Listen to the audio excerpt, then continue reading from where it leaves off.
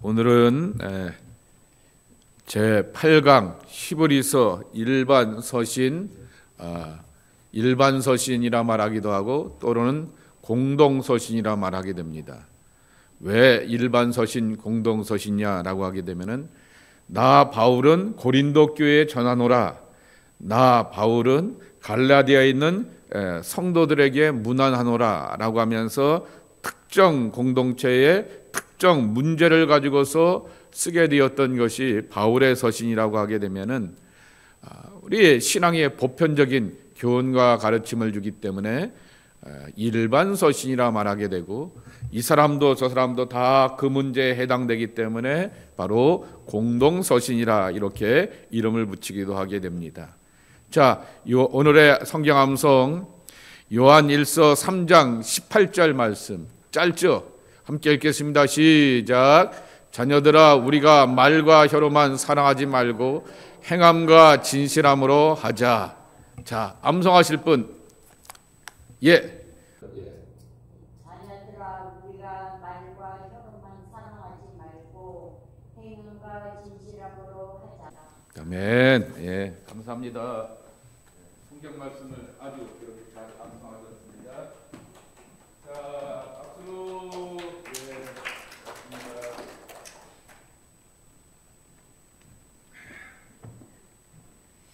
오늘은 특별히 히브리서를 이렇게 많이 보려고 하게 되는데, 히브리서는 여러분이 짐작할 수 있게 됩니다. 누구한테 편지 썼을까입니다. 사실은 누가 썼다라고 하는 말도 없어요. 그래서 많은 사람들이 짐작을 하기를 사도 바울이 정통 베냐민 지파의 유대인, 골수 유대인 아니냐, 그랬기 때문에 히브리의 그 제사법에 대하여 유대인의 제사법에 잘 알고 있기 때문에 바울이 썼을 것이다 말하게 되는데, 여태껏 우리가 알고 있게 되었던 바울의 편지 13개를 보게 되면은 나 바울은이라고 하면서 자기의 이름과 자기와 함께 동역하게 되었던 동역자들의 이름을 말하는데 여기는 그런 것이 없다라고 하는 것입니다. 갈라디아에 있는 교인들에게, 데살로니카에 있는 교인들에게라고 하는 그렇게 발신자, 편지를 쓴 사람이나 편지를 받는 사람, 니시버의 그러한 이름이 나와 있지 않게 되는 것을 보게 됩니다. 그러나 짐작을 하게 됩니다. 여기 그 작은 글씨가 보이세요?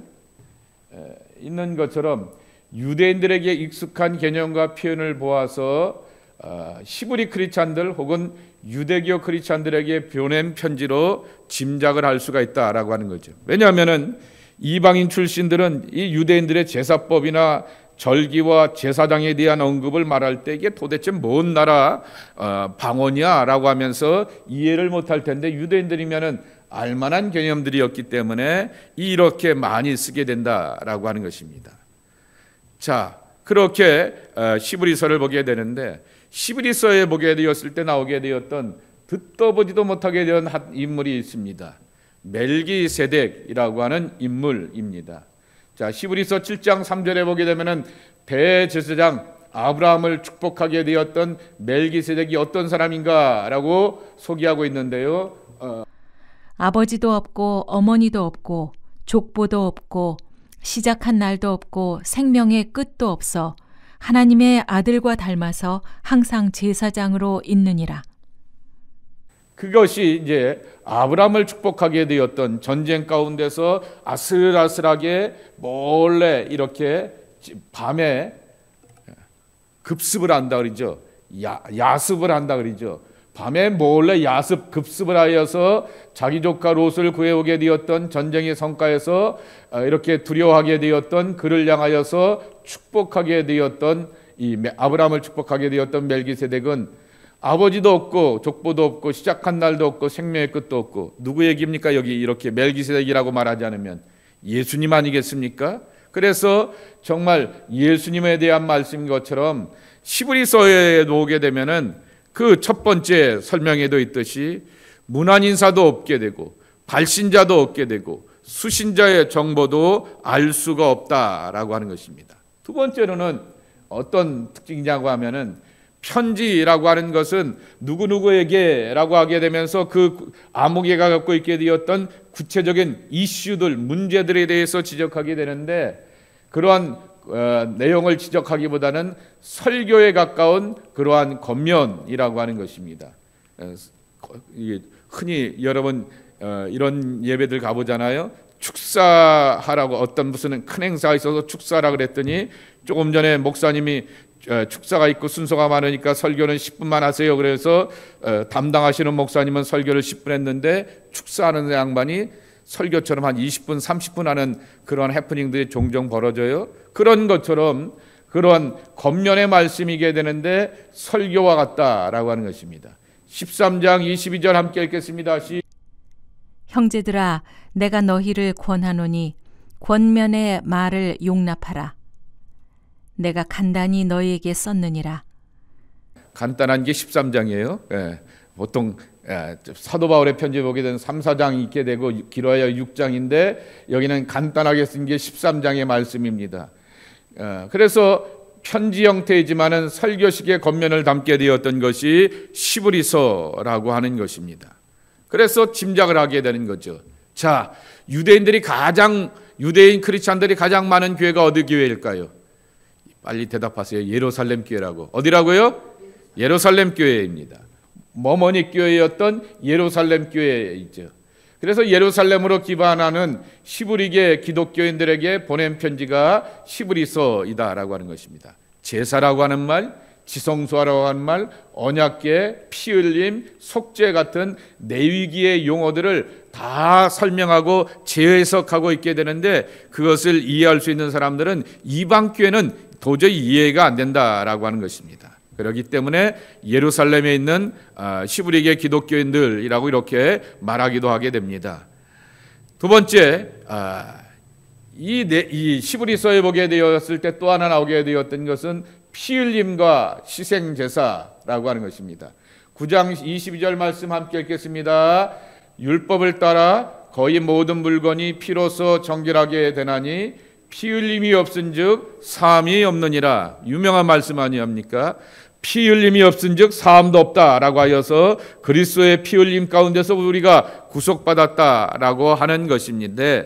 바로 하나님께서는 옛 언약인 내위기의 언약을 통하여서 죄의 문제를 해결해 주게 되었던 원리, 피 흘림의 원리가 예수 그리스도 안에서 우리를 향하여서 구원하시게 되는 새 언약에도 똑같이 적용되는 원리다라고 하는 것을 강조하게 되는 것입니다. 그래서 왜 예수님께서 십자가에서 죽으셨는가, 피 흘리셨는가, 고난당하셨는가, 아니 이렇게 좀 로마의 철학이나 그리스의 그런 문화를 따라서 설득력 있게 이방 사람들에게 설명해도 좋을 것 같고, 동양 사람들 같은 경우에는 산상수훈만 잘 지켜도 너 구원받았어 라고 이렇게 말해줘도 좋을 텐데 왜 피 흘림의 그 개념을 가지고서 신앙을 설명하는가 라고 하는 거죠.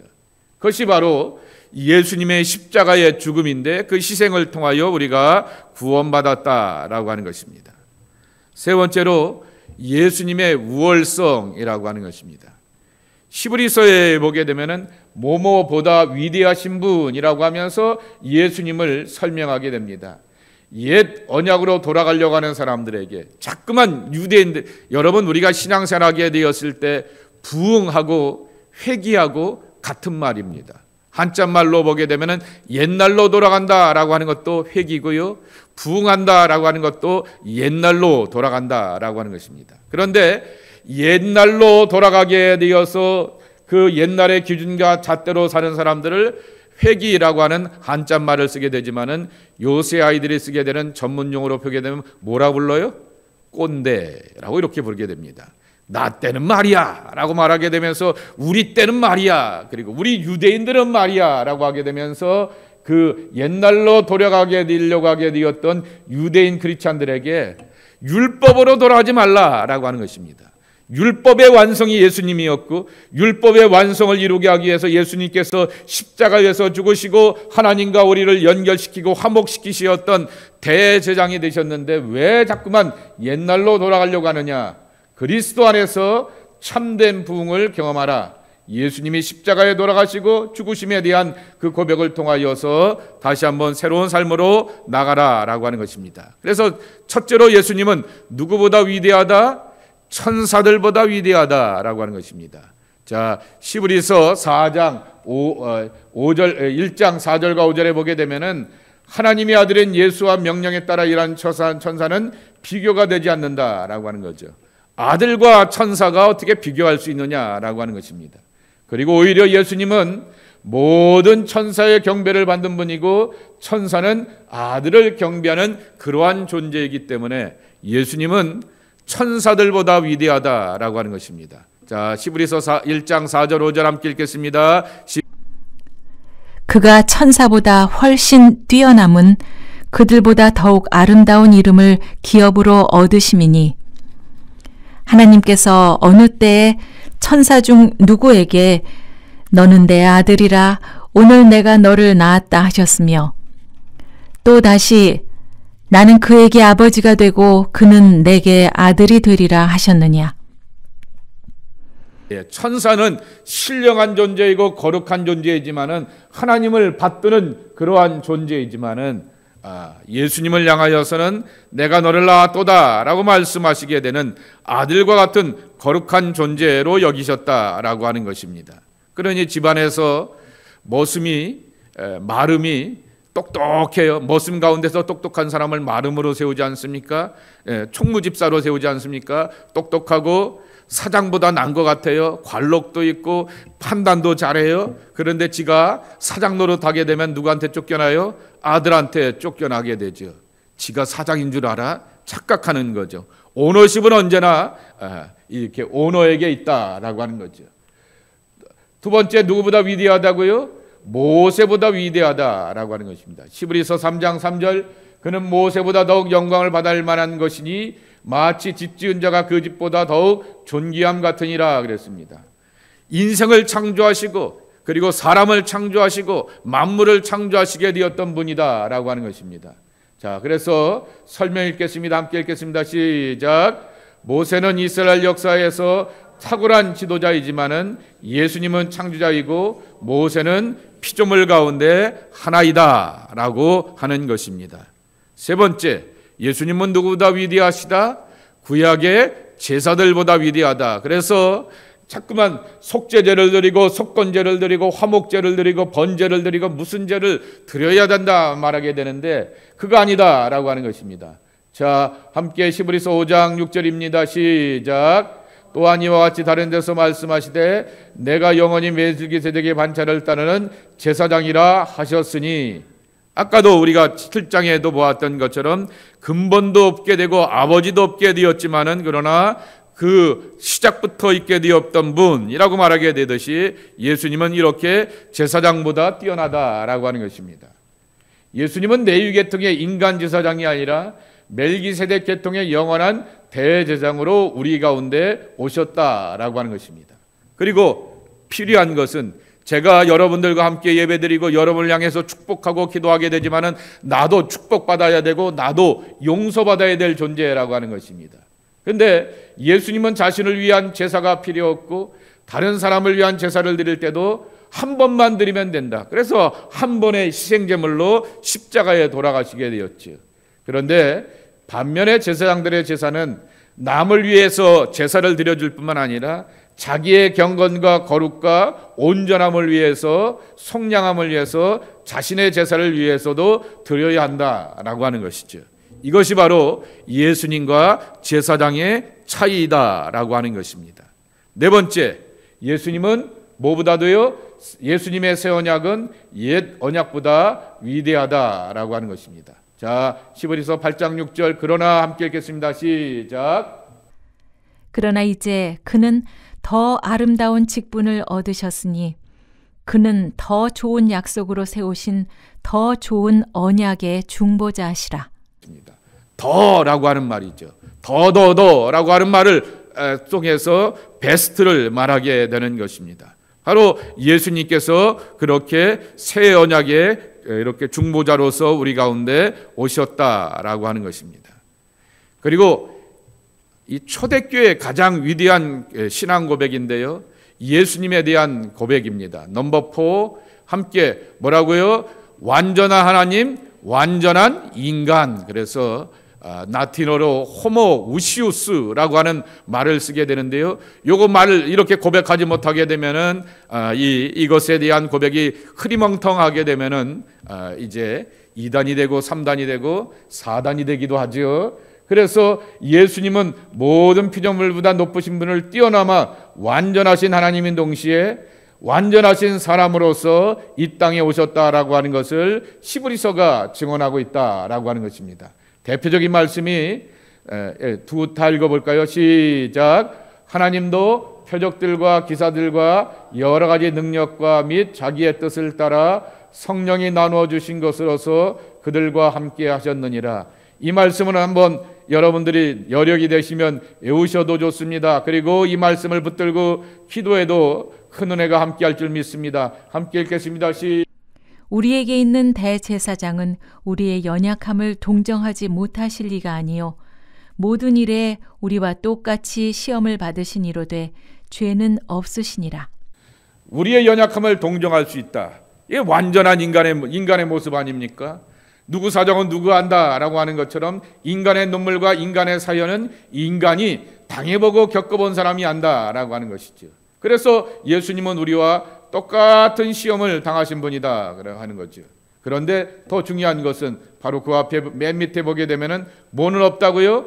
죄는 없다. 죄 없는 인간이 어디 있어요? 근데 죄는 없다라고 하는 그 말씀은 완전한 하나님이 되신다라고 하는 그 말씀을 들려주고 있는 것입니다. 그래서 이 초대교회에 보게 되면은 이 예수님에 대한 신앙 고백 없는 것을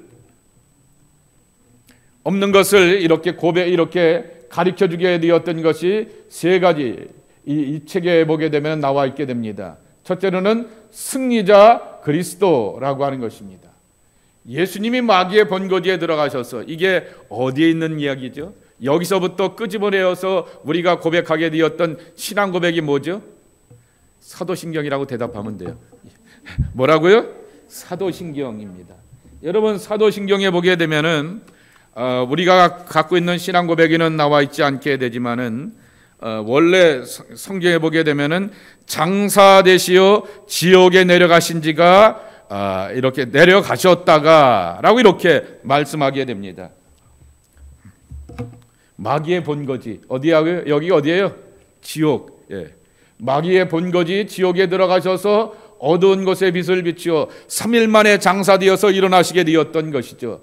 거기서 버림으로 빛을 비추어서 마귀가 전혀 숨을 쓰지 못하게 되고 미처 알지 못하고 여러분 잘 아시는 것처럼 이순신 장군이 천국 갔으면 좋겠어요? 지옥 갔으면 좋겠어요? 예. 우리나라를 위해서 그렇게 왕은 자기 영광을 위해서 이렇게 저랬다 왔다 갔다 뒤집었는데 조국을 위하여서 12개의 배를 가지고서 이 나라를 구하게 되었던 그 탁월한 인물이 지옥 갔으면 좋겠어요?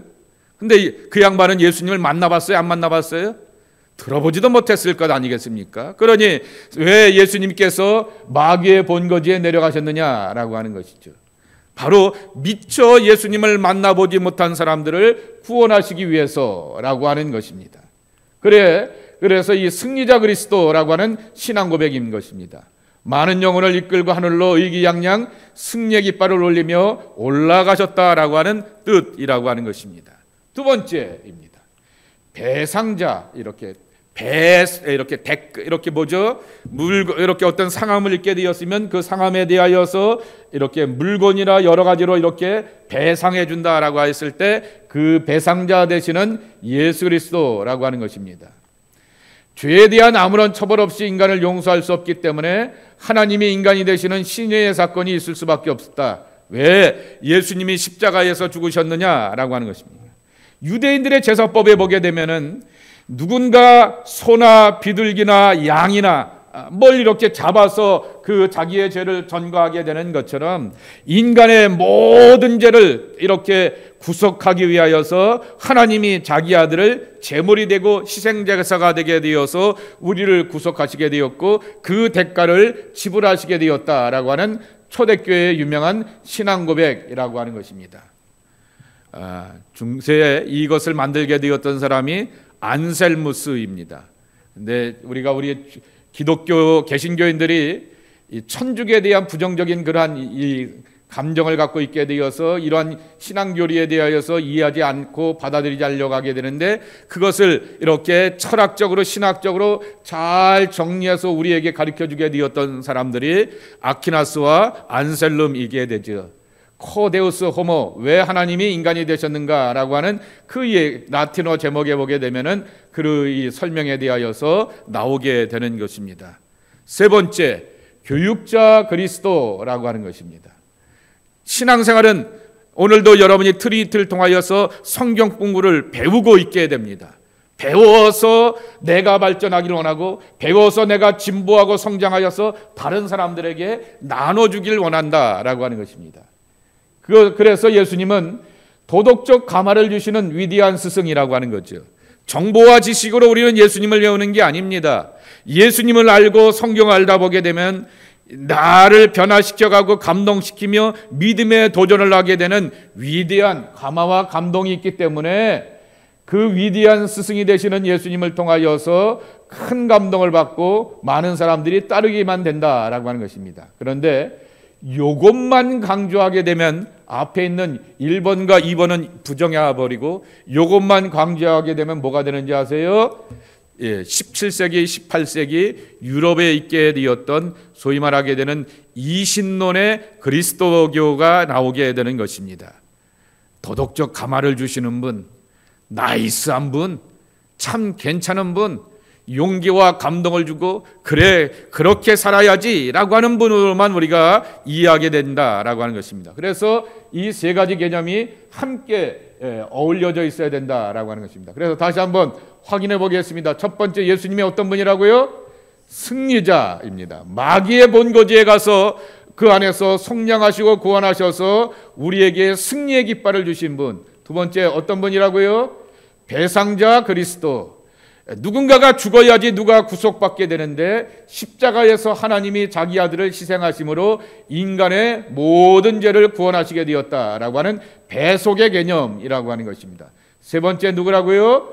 교육자 그리스도. 그래서 감화와 감동과 용기를 주고 변화를 일으키시는 분이라고 하는 그러한 신앙 고백이 함께 세 가지로 이루어져야 한다라고 하는 것입니다. 자, 크게 이제 히브리서의 말씀을 보게 되었는데요. 공동서신 또는 일반 서신의 말씀이 야고보서, 베드로전후서, 요한 1, 2, 3서가 있게 되고 유다서도 있게 되고 그러는데요. 일단은 요한 1, 2, 3서까지만 보겠습니다. 자, 갈라디아서 2장 9절 말씀에 보게 되면은 예루살렘 교회에 세 기둥이 있다라고 사도 바울이 이렇게 고백하게 됩니다. 자, 함께 읽겠습니다. 시작.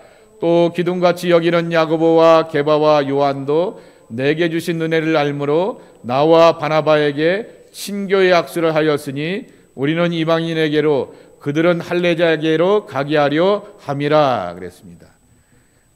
갈라디아서는 사도 바울의 초기 서신이라 그랬어요. 그리고 자기가 처음 이렇게 사도가 되었을 때 어떤 과정 가운데 사도가 되었는지를 1장에 보게 되면 소개하고 있어요. 다메섹 도상에서 주님을 만나게 되었지만 어떻게 돼요? 어디로 내려갔다고요? 아라비아 사막으로 내려갔다. 어디로 갔다고요? 아라비아 사막이요. 아라비아 사막으로 내려가서 3년을 기고하게 되면서 다시금 돌아와서 교회의 사도가 되게 되었을 때 자기의 사도성을 누가 인정해 줬다고요? 이 양반들이 야고보와 게바와 요한이요. 근데 야고보와 게바와 요한을 뭐라고 말하고 있어요? 기둥같이 여기는. 그래서 예루살렘 교회 세 기둥. 근데 또 어떤 사람은 요기하고 요기는 빼고 야고보를 기둥같이 여긴다라고 이렇게 이해하기도 하게 됩니다. 우리가 갖고 있는 이 트리니티 성경에 보게 되면은 이 게바보다도 더 기둥으로 여기게 되는 것이 바로 야고보다라고 하는 것입니다. 자, 여기서 말하는 야고보는 예수님의 형제 제가 정답을 미리 말해버렸네. 예수님의 제자 야고보예요? 예수님의 형제 야고보예요? 형제. 예. 형제니까 권위가 더 있는 거죠. 주의 형제 야고보라고 하는 그러한 기둥이 갖고 있게 되는 거죠. 그리고 예수님의 제자 야고보는 이미 순교를 하게 되었고, 그래서 이 동생이 직접 자기가 예수님이 어떻게 자라왔는지를 이렇게 그 몇십 년 동안 지켜보게 되었는데, 우리 형이 아니야, 하나님의 메시아야 라고 이렇게 고백하게 되는 것을 부활의 체험을 통하여서 어머니와 동생들과 함께 경험하게 되면서 초대교회의 든든한 신앙이 되었다라고 하는 것입니다. 그렇게 갈라디아서 2장 11절 보게 되면은 이 야고보의 위상을 한번 보도록 하겠습니다. 시작. 게바가 안디옥에 이르렀을 때에 책망받을 일이 있기로 내가 그를 대면하여 책망하였느라. 이 책망이 여러분 뭔지 아시죠? 이방인들하고 밥 먹다가 유대인 크리스찬들이 들어오게 되니까 베드로가 도망갔죠. 아이고, 나 이방인들하고 밥 먹는 게 걸리게 되면 저 골수 유대인 출신들 크리스찬들이 나중에 뒷담화하게 되고 뭐라 그럴 텐데 라고 하면서 도망가게 되었는데, 그것이 드러나게 되지 않았습니까? 그것에 대하여서 사도 바울이 공개석상에서 비난을 하게 되었는데, 그것에 대하여서 또한 말하고 그것을 짓누르게 되었던 이가 바로 이 주의 형제 야고보다라고 하는 것입니다. 그래서 또 한쪽에서 또 다른 권위를 갖고 있는 사람이 바로 야고보라고 하는 것입니다. 자, 사도행전 15장 7절서부터 11절입니다. 우리 함께 읽겠습니다. 시작. 많은 변론이 있은 후에 베드로가 일어나 말하되, 형제들아, 너희도 알거니와 하나님이 이방인들로 내 입에서 복음의 말씀을 들어 믿게 하시려고 오래전부터 너희 가운데서 나를 택하시고, 또 마음을 아시는 하나님이 우리에게와 같이 그들에게도 성령을 주어 증언하시고, 믿음으로 그들의 마음을 깨끗이 하사 그들이나 우리나 차별하지 아니하셨느니라. 그런데 지금 너희가 어찌하여 하나님을 시험하여 우리 조상과 우리도 능히 매지 못하던 멍에를 제자들의 목에 두려느냐. 그러나 우리는 그들이 우리와 동일하게 주 예수의 은혜로 구원받는 줄을 믿노라 하니라. 이렇게 말해놓고는 이제 베드로가 조금 전에 말씀드렸던 그러한 실수를 범하게 되었죠. 그런데 이 모든 것에 대하여서 사도행전 15장 말씀을 보게 되면은 교통장려를 하게 되는 사람이 바로 예수님의 형제였던 동생이었던 야고보라고 하는 것입니다. 자, 이처럼 왜 이렇게 조금 전에도 말씀드렸듯이 야고보서, 베드로전후서, 요한 1, 2, 3서와 같은 편지가 이렇게 많이 나오게 되었을까?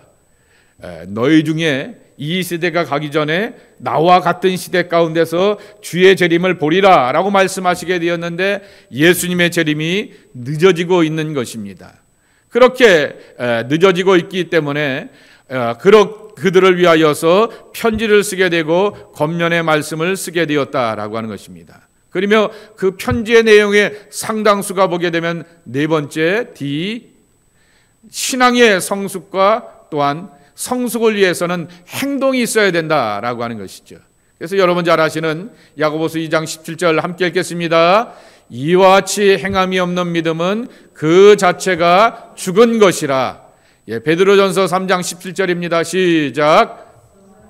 행함으로 고난받는 것이 하나님의 뜻이신데 악을 행함으로 고난받는 것보다 나으니라 그랬습니다. 어차피 고난을 당하게 되지만은 왜 그래요? 내가 너무 힘들어서 그렇게 살아요 라고 말하게 되면서 자기를 변명할 수도 있게 되지만은, 아니 아무개는 저렇게 힘들고 괴롭고 어려운 일을 당했는데도 불구하고 하나님의 선을 행하네 라고 하는 그 내면의 변화를 보여주게 되면서 성숙함을 보여줄 수가 있다라고 하는 것입니다.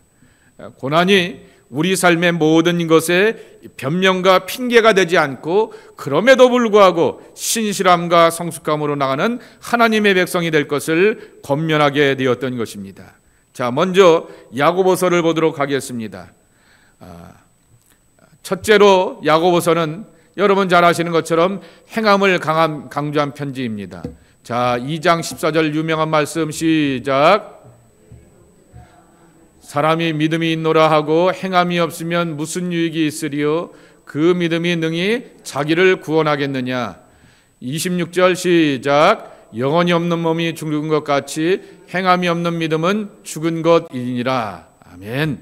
자, 그래서 행함을 강조하다 보게 되니까 이 행함을 강조하게 되었던 것을 싫어한 개신교의 근원이 하나 있어요. 누구예요? 마틴 루터. 마틴 루터는 뭘 강조해요? 오직 의인은 믿음으로 말미암아 살리라라고 말하게 되지 않습니까? 그래서 믿음만을 강조하게 되었던 루터는 이 야고보서를 뭐라고 이름을 붙였냐 하면은 지푸라기 서신이라고 하는 거예요. 자, 지푸라기를 잡고 있으면 여러분이 구원받죠. 동아줄을 잡아야죠.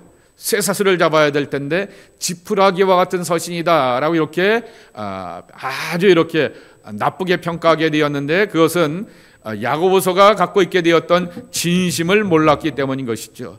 사도 바울이 교회를 개척하게 되면서 세워지게 되었던 교회 가운데서 믿음의 아름다운 일들을 이뤄가게 되는데 덕이 안 되는 사람들이 막 등장하게 되는 것입니다. 그 덕이 안 되는 사람들의 대표적인 문제가 뭐냐라고 하면 이 문제예요. 이 문제.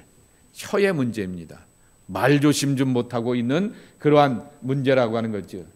그래서 우리의 신앙생활이라고 하는 것은 변두리가 아니다. 언어의 문제는 신앙의 변두리의 문제가 아니라 신앙의 핵심에 해당된다라고 하는 거죠. 내가 하나님 잘 믿는지, 내가 하나님의 은혜와 덕으로 살아가게 되는지 이 옆에 사람들에게 말하고 행동하면서 드러나게 되는 것입니다. 그래서 자기의 입에 재갈을 물릴 줄 알고 채찍질할 줄 아는 사람이 참된 경건의 사람이다라고 말하게 됩니다. 설교는 잘해놨는데 말이 찌르는 가시가 돼요. 기도는 유창하게 잘하는 것 같고 오랫동안 기도하는 것 같아 보게 되는데 말 때문에 가족들이, 주변에 가까운 사람들이 실족해요. 이거 아니다라고 하는 것입니다. 자, 성경 한번 찾아보겠습니다. 시작. 내 사랑하는 형제들아, 너희가 알지니 사람마다 듣기는 속히 하고 말하기는 더디하며 성내기도 더디하라. 사람이 성내는 것이 하나님의 의를 이루지 못함이니라. 아멘. 예. 그래서 말을 하다 보게 되면 그 성내는 것이 하나님의 의를 이루지 못한다. 야고보서 3장 6절 8절입니다. 시작. 불이여 불의의 세계라. 혀는 우리 지체중에서 온몸을 더럽히고 삶의 수레바퀴를 불사르라니 그 사르는 것이 지옥불에서 나느니라. 여러 종류의 짐승과 새와 벌레와 바다의 생물은 다 사람이 길들일 수 있고 길들여 왔거니와 혀는 능히 길들일 사람이 없나니 쉬지 아니하는 악이요 죽이는 독이 가득한 것이라 그랬습니다.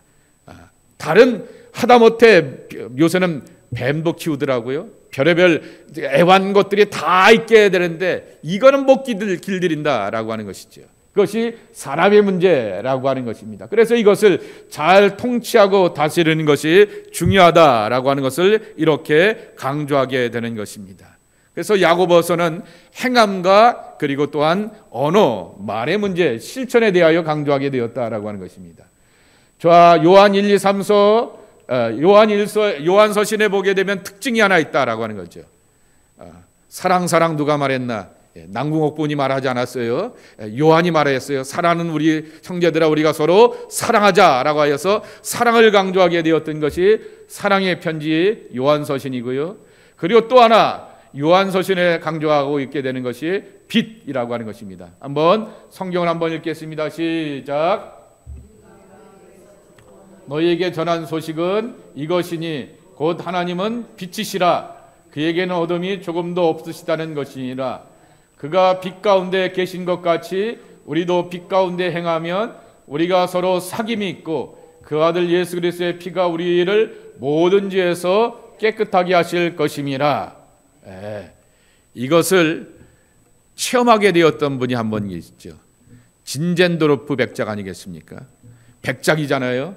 그리고 땅도 많이 받게 되고 귀족으로서 독일의 이 경건주의를 여기게 되었던 진젠도르프 백작이 엄청나게 그러한 부유함을 누리게 되었는데 우울증에 빠지게 되었고 디프레스가 오게 되면서 죄에 대한 구속에 대한 확신이 없게 되었던 것입니다.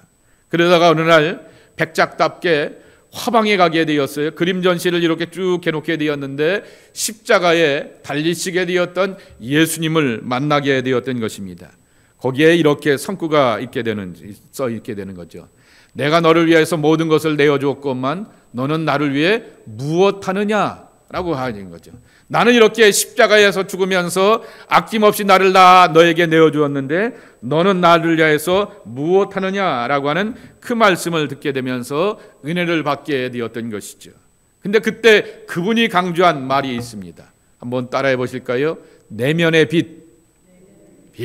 마음속에 빛이 들어오게 되니까 우울한 마음과 속죄함에 대한 자신감도 없게 되고 확신도 없게 되었던 것이 다 사라지게 되면서 예수 그리스도 안에서 광명을 얻게 되었다라고 하는 것입니다. 빨리 가고 두 번째도 갑니다. 자, 하나님은 사랑이라는 표현도 요한서신의 특징. 자, 요한일서 4장 8절입니다. 시작. 하나님을 알지 못하나니 이는 하나님은 사랑이심이라. 예, 하나님의 은혜가 충만합니다. 하나님의 사랑이 바다와 땅으로 모두 형용할 수가 없습니다 라고 그렇게 하나님은 잘 설교하게 되는데 자기는 사랑하지 않아요. 그거는 무슨 사랑은 아니다 라고 하는 거죠.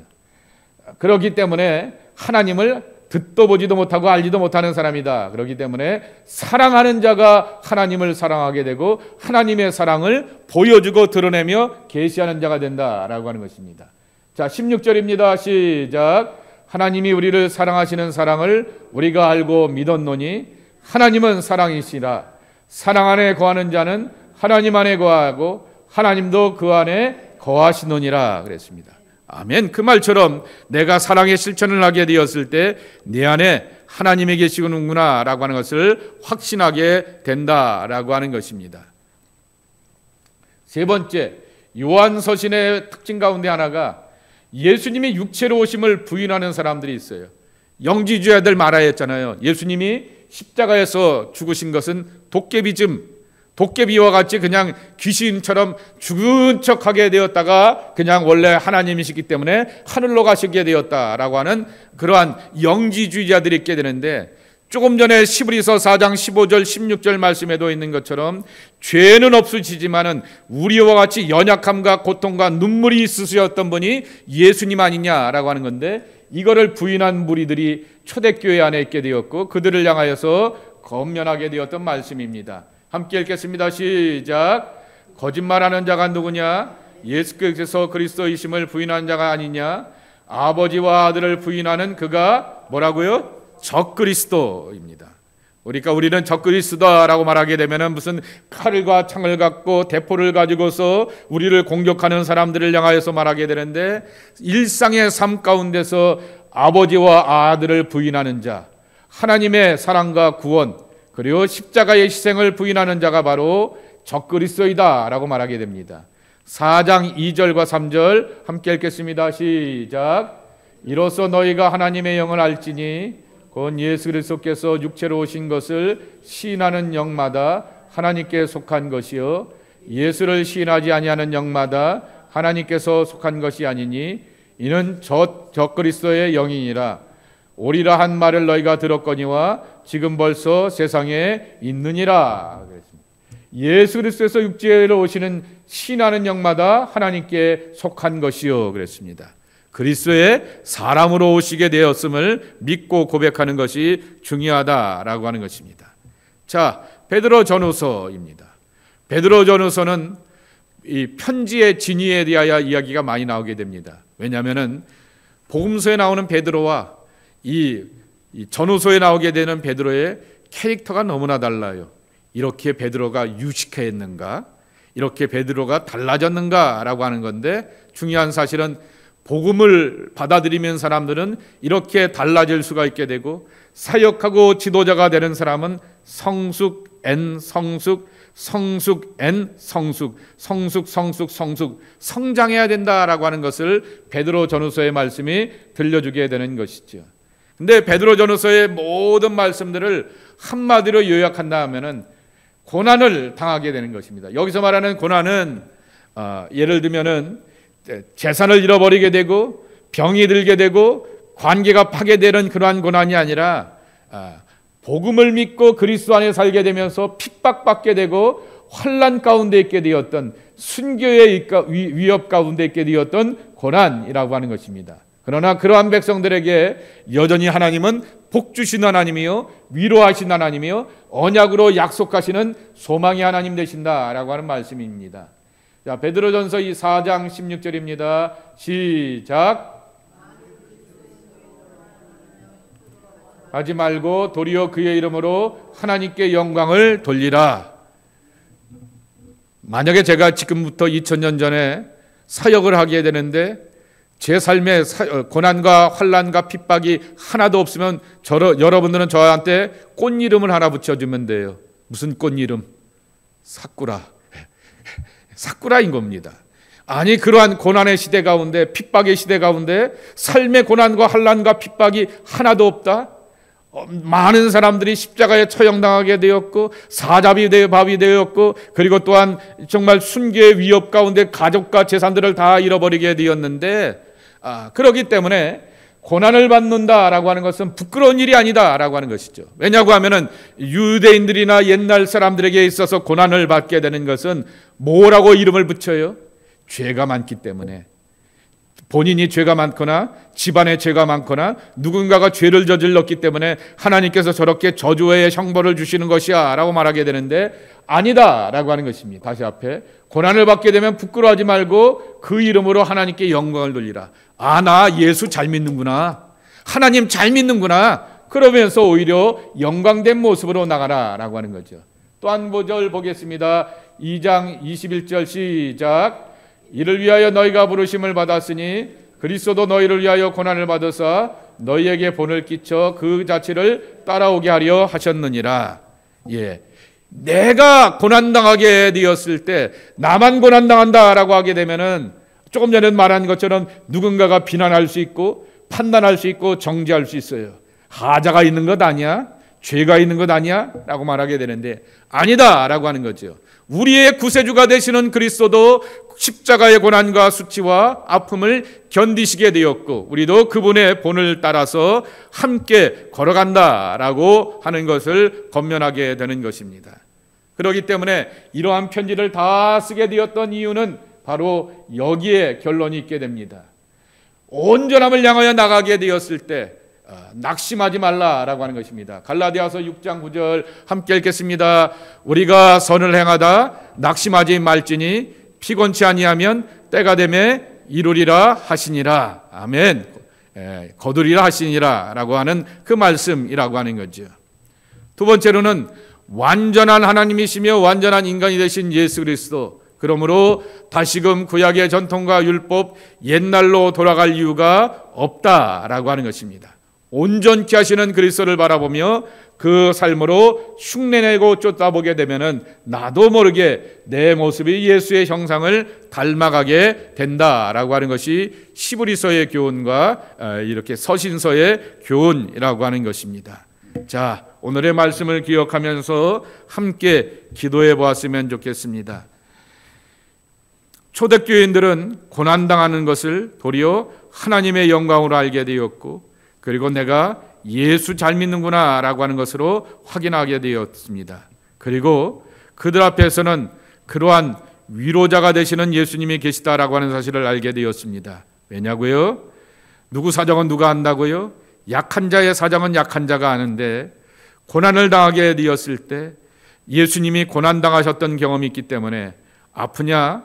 나도 아파봤어 라고 예수님 말씀하여 주시면서, 아프냐? 네 아픔과 눈물에 대하여서 나도 지금 아파 라고 말씀하여 주시면서 우리의 고난과 역경에 대하여서 다가오시게 되는 예수님이 계시기 때문에 우리는 위로를 받게 되고 소망 중에 나가게 되고 하나님의 백성들을 온전히 회복시켜 주시는 구원을 바라보게 되는 것입니다. 그러기에 크고 작은 신앙의 연단과 어려움 앞에서 낭망하지 않는 구원의 백성들이 우리 모두가 되어야 하겠습니다.